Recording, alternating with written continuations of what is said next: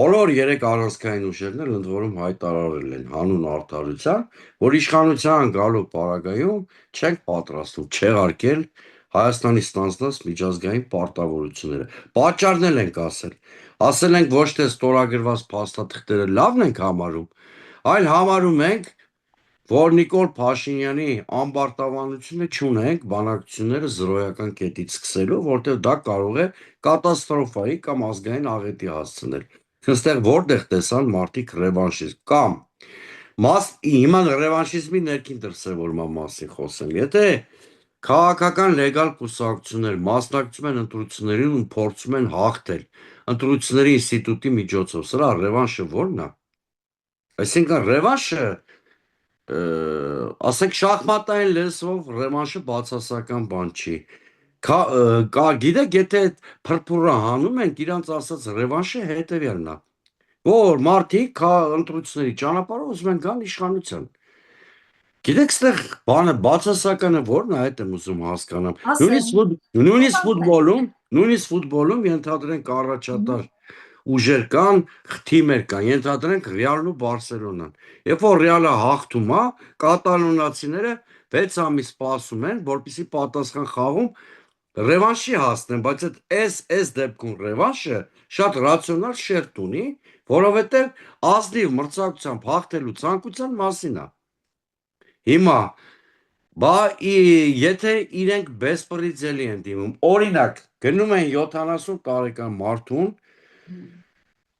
իրավապահների բեսպրիձելին չդիմադրող մարդուն, իր տանը, տարեց մոր, կնոջ ներկայությամբ, բորենիների պես թիկունքից հարձակվում են, զգետնում են։ Դա ասենք խուժանություն է, բեսպրիձելա, թե ինչ է։ Այս հարցի պատասխանը որևէ դեպքում, երբ որ ուրեմն նույնիսկ ձեռնաշղթաները օգտագործվում են անհրաժեշտությունից ելնելով, այսինքն պիտի պոտենցիալ կալանավորվողը,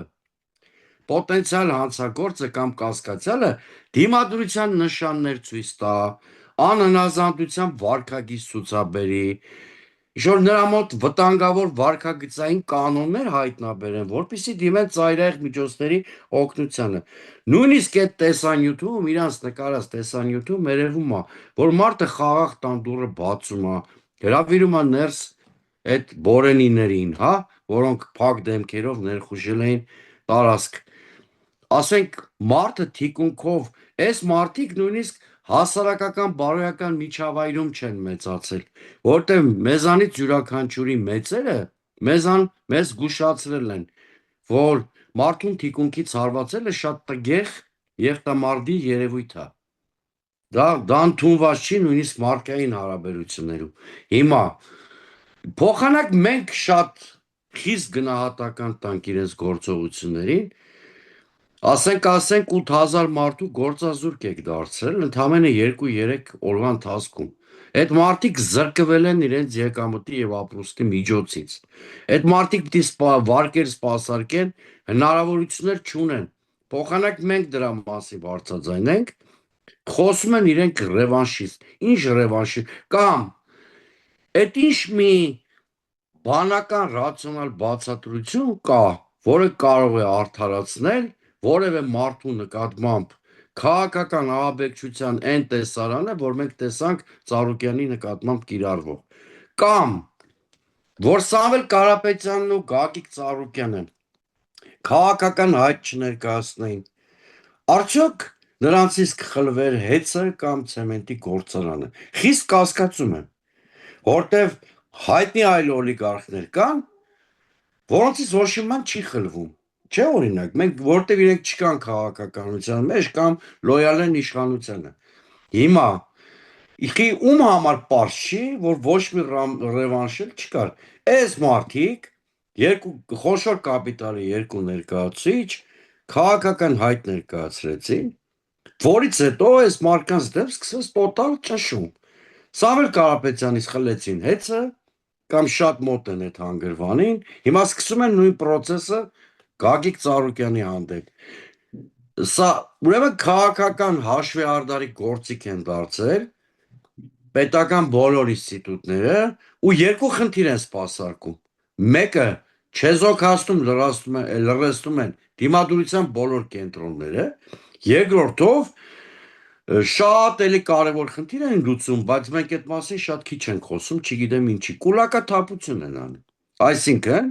սեփականության տոտալ վերաբաժանման ենք մենք ականատես լինում։ Ըստ երևույթին Նիկոլ Փաշինյանին հուշել են իր արտաքին եւ ներքին կուրատորները, որ առանց տնտեսական ամուր բազայի նա չի կարող